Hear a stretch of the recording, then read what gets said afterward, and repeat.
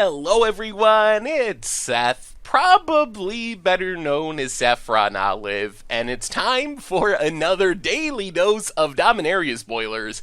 And by surprise, we actually got the full spoiler just a little while ago. So usually we get the full spoiler on Friday. We got it a day early for some reason with Dominaria, which means today's going to be a little bit different. We're not going to talk about every single card. There's just too many uncommons and commons to really talk about everything. But I did wanted to encourage you, if you want to see the whole spoiler sortable by colors and rarity and all that stuff, make sure to follow the full spoiler link below over to the Goldfish spoiler page where you can see all the cards from Dominaria. Full set is out. So for today, we're going to talk about the rest of the rares. There's a handful of rares that did come out, and then a few of the lower rarity cards that are interesting for whatever reason, and that'll wrap up our daily spoiler coverage. But don't worry, cause starting next week or in the next 2 weeks, I'm not exactly sure when they'll go live, might be recording them next week, going up the following week, we will have our top 10 review video. So Commander with Tomer, Richard is going to join me. Another special guest that we've never had on a video before is going to do one of them with me as well. So keep an eye out for those if you want even more constructed coverage of Dominaria. Anyway, let's talk about the last of our daily Dominaria cards. First off, we have a card that I'm actually kind of excited for. Traxxas, Scourge of Krug. And this card has some pretty exciting stats. So 4 mana of any color, 4 generic mana, you get a 7/7 with trample. Of course, there is a downside. It enters tapped and doesn't untap during your untap step. So what do you gotta do to untap your Traxxas? You just gotta cast a historic spell. So any artifact, legendary, or saga will untap it, and this makes Traxxas pretty easy to untap. We've seen similar stats on cards before, this 4 mana 7/7, but those cards have had really big downsides. Like Deep Slumbering Titan, kinda similar, but to untap it has to be dealt damage. That is really hard to do.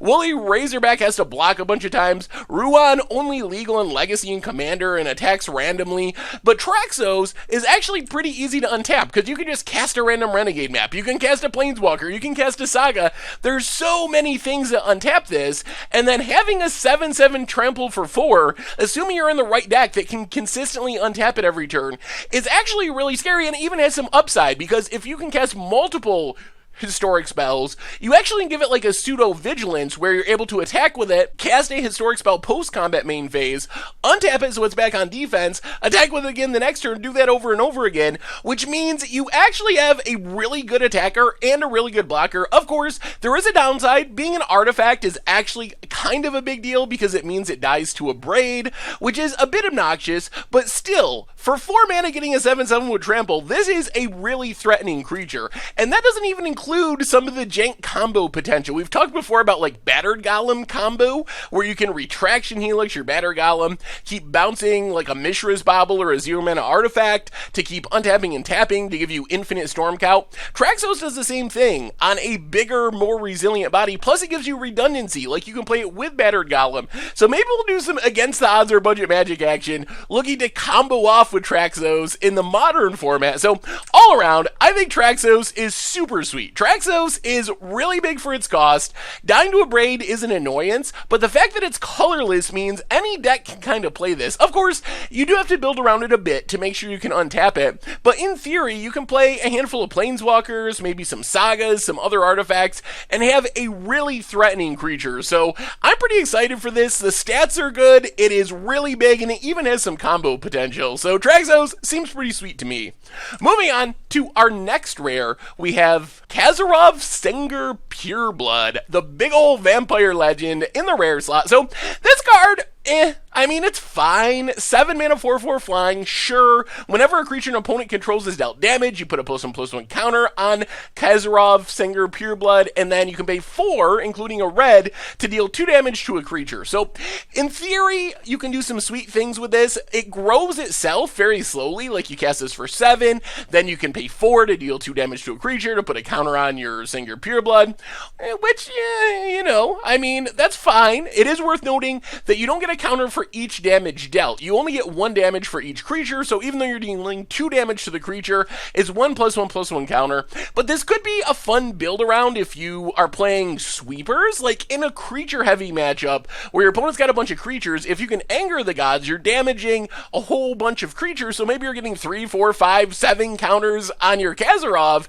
making it into a really big threat. But overall, I think Khazarov is only semi-competitive. I'm not even sure this is like Commander competitive. I think the place that Khazarov will shine will be in Brawl. I think if you want to play red-black vampires in Commander, there's better options, but there might not be a better red-black vampire commander for the Brawl format, which gives Khazarov a little bit of demand, I guess, if people are excited about the Brawl format, which they actually seem to be. I've been surprised how many people are hyped for Brawl. But Khazarov, I think it's unplayable in Standard. I don't think it's good enough for Commander, but if you're looking for Brawl action, maybe it'll find a home there. Next up, we have a sweet reprint in Vernon Force. Vernon Force, super big. 8 mana, 7/7. Beginning of each upkeep, you get a 1/1 Sapperling. So this card used to be so good. Back in Tempest era, this was one of the premier reanimation targets in all of Magic.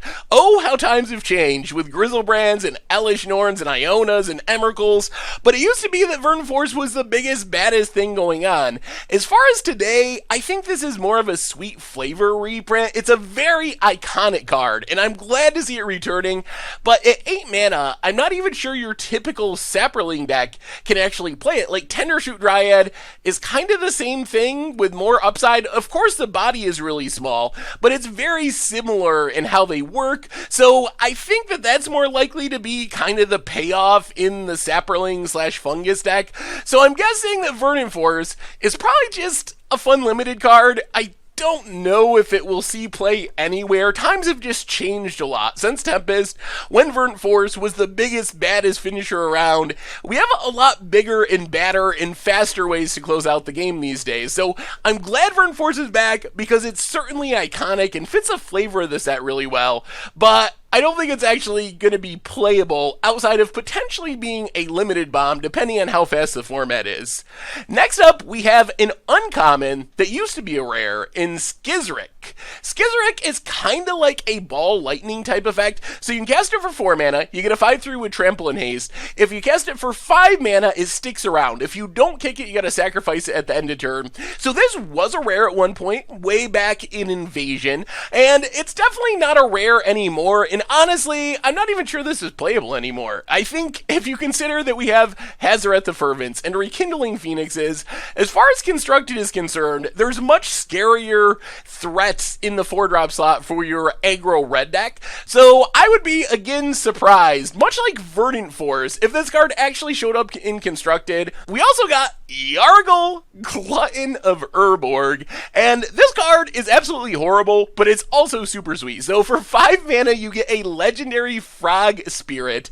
It's a vanilla creature, but it's also a 9/3. So this card is just unique in a whole bunch of ways. We haven't had a Frog Spirit before. We've never had, which is stunning to me, a 9/3 in the history of Magic. When you consider we've had 25 years of Magic sets, 16,000 something cards printed at this point, there has never been a 9/3 creature. This is the first time this has actually happened. So a cool meme card, but 3 toughness makes it really unplayable. I guess you could build like a janky commander deck around it if you want to be frogs or spirits or something. So not a good card, but it's got a funny name, it's got funny stats, it's got a funny creature type. So I like this card, although I can't imagine it being playable anywhere except for maybe Against the Odds. And even in Against the Odds, I don't know what you really do with Yargle. It's just kind of like a meme more than a real Magic card, but a sweet meme nonetheless. We also got some more rares right on our last day of spoilers. Precognition Field is kind of like a fixed version of Future Sight. So you get to look at the top card of your library. If it's an instant or sorcery, you get to cast it. Then you can pay 3 to exile the top card of your library, which means if you have something you can't cast, you can pay 3 to get rid of it. Maybe hit something you can cast. So Future Sight, really hard mana cost, a little bit more mana, but it kind of just lets you play the top card of your library. There's no restrictions on it. This said, there is some potential, I think, for Precognition Field to maybe show up in like control decks in Standard, Blue-White Approach.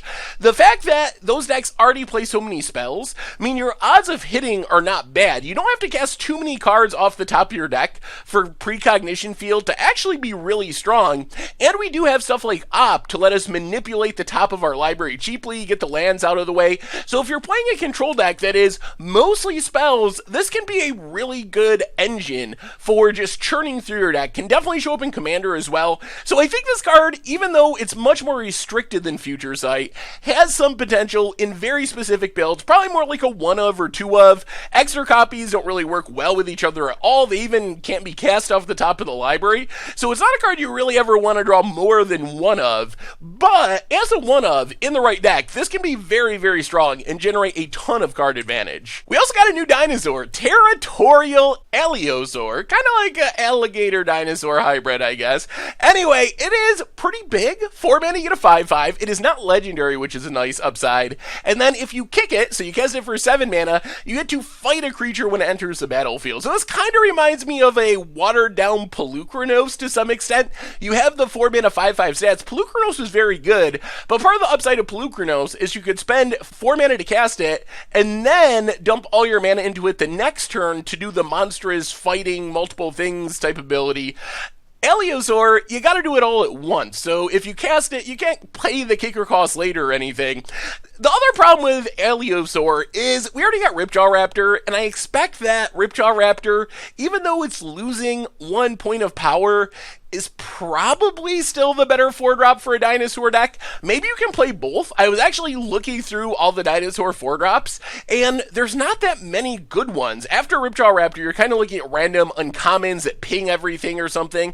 So maybe Territorial Allosaur can see play in addition to Ripjaw Raptor, but I think even losing that point of power, I would rather have the Enrage draw a card mechanic on Ripjaw, which makes it hard to block, than the really expensive kicker fighting ability on Allosaur. So we'll have to see. It's exciting that we're getting more dinosaurs. Dinosaurs are a supported tribe, obviously, in Standard. So maybe there's a way that Allosaur can actually show up in one of those decks. We also got Haphazard Bombardment, which is our wacky red enchantment for the set. And this card is really interesting, but I don't think it's very good. So when it enters the battlefield, you choose 4 non-enchantment permanents that you don't control and put an aim counter on them. And then at your end step, as long as you have 2 or more permanents you don't control with aim counters on them, you get to destroy one of those permanents at random. So basically, you cast this, choose 4 of your opponent's non-enchantment things, and then at the end of your turn, you get to destroy one of those at random. At the end of the next turn, you'll get to destroy one of the leftover ones at random. Then at the end of the third turn, you'll destroy one of the final 2 permanents with aim counters on them. So you're going to blow up 3 permanents over the course of 3 turns. It is nice that it can hit anything. Like, it can blow up planeswalkers, it can blow up mountains, or any lands. You can use it like a weird triple land destruction spell. It can blow up vehicles, other artifacts. So it can kill anything. The main problem is it is pretty slow and hard to control. Blowing up 3 things for 6 mana sounds really good, but the fact that it's over 3 turns and you can't control which random permanent you're going to blow up, that's, I think, the big problem. You'll play this, you'll choose your opponent's 4 best things, but there's a decent chance that you really need one specific thing to die to not die yourself. Like, you got to kill the Glorybringer, let's say, or the Chandra that's about to ultimate, and if you roll badly with the randomness, you're going to kill the second or third best thing and then still die in the backswing. So I think it's fun to build around. If you can blink and flicker it to keep adding counters to things, you can just be blowing up a random permanent of your opponent's every single turn, which is kind of fun. So I can imagine building around this and doing some janky things. But as far as being competitive, a little bit slow, a little bit too random to really be playable. Moving on to just a handful of the lower rarity stuff. Again, check out the full spoiler, not going to talk about anything. There's just a handful of uncommons and commons I wanted to mention really quickly. Blink of an Eye, basically a functional reprint of Into the Royal.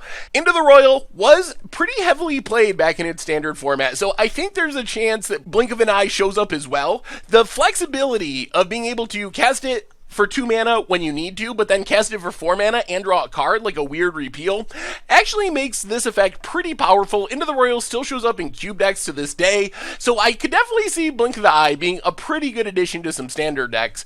Otherwise, Rat Colony, we knew it was coming, the new take on Relentless Rats, little bit cheaper, can play any number of them in your deck, definitely going to be a great against the odds type deck for standard. Just play all the rats, hope for the best, gonna be pretty interesting. We even have Secret Salvage to just go to town. Champion of the Flame is kind of appealing in a weird way. It is super aggressive if you want to play like red aggro Boggles, where you play this on 2, hopefully put a couple of auras on it on turn 3, make it into this massive trampling threat. Of course, the downside is a Fatal Push or a Lightning Strike or something in response, gonna lead to a really huge blowout. But I could definitely imagine games where you play this on turn 2, on turn 3 you go aura, and hit your opponent for 7 with trample, and your opponent just doesn't have the answer and they lose on the spot. So there's a lot of risk involved with playing Champion of the Flame, but there's also a huge payoff of just killing your opponent really fast. Fungal Infection, gotta give this card credit. It doesn't look like much, but I think it actually has some potential. It kills a lot of stuff in the red decks, the mono red decks, Earthshaker Kenras, Bombette Couriers, also kills Glint Sleeve Siphoner. There's a reasonable number of X1s running around right now, and killing them for 1 mana instant speed and getting another 1/1 on your side of the battlefield to block the next Bombette Courier or block the next whatever Earthshaker Kenra is actually a really big swing. Like, the dream scenario of this is you're playing against the red deck, your opponent goes Bombette Courier on turn 1, turn 2 they play like an Earthshaker Kenra, you play this, kill the Earthshaker Kenra, block the Bombette Courier with the Saproleague token, and you got a ton of value out of this for 1 mana. So I'm actually oddly high on this card depending on what the metagame looks like. Finally, gotta mention Goblin Barrage. It is the fixedest of goblin grenades in the history of Magic. You never know. If goblins are a thing, I could see this showing up. Goblins often sackable, kind of disposable in the late game, and 4 damage to a creature and to your opponent's phase for just 4 mana is actually not the most ridiculous thing I've ever heard. It's obviously not anywhere near as good as Goblin Grenade, but you never know if maybe it could show up, because 4 damage to each is pretty good. Anyway, that has been our final day of Dominaria spoilers. So like I said, make sure to follow the link in the description to check out the whole spoiler over on the Goldfish site.